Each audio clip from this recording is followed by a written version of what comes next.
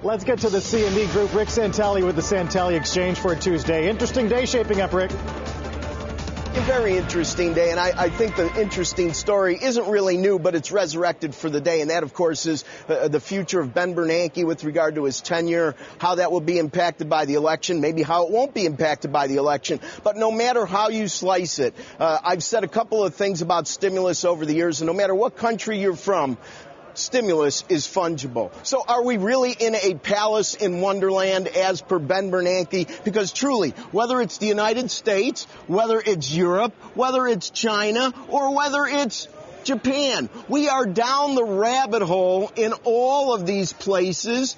And indeed, I think the interesting thing about the rabbit hole is that while we're down here, everything is a bit backwards. So granted, while we're down here, we have a lot of questions, but everything from saving rates to the balance sheet of the Federal Reserve to the balance sheet of the ECB, everything is a bit twisted. And the fundamental for all of this, well, in a way, it's kind of like Porky Pig, because what they really wanted to do is they wanted business to take advantage of what was going on. And the way they took advantage of this, well, whether mortgage rates, think about all the big funds and hedge funds that have made boatloads of money. It really isn't. There's no such thing as a palace in Wonderland. And while we're all down the rabbit hole, the exit that could occur if Ben Bernanke doesn't say or at least give us some assumptions about his future, that exit could almost be digital. And why is it important? Well, what happens to mortgage rates? What happens to the Treasury? What happens to Europe? What happens to all these rates where one form of government is helping subsidize things like indebtedness and debt instruments to others? What happens to the mortgage market?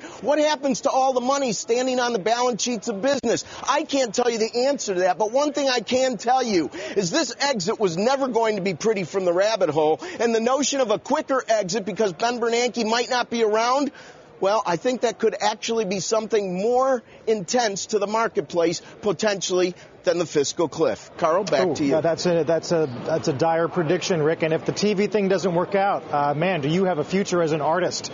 Putting Bob Ross to shame with that bunny.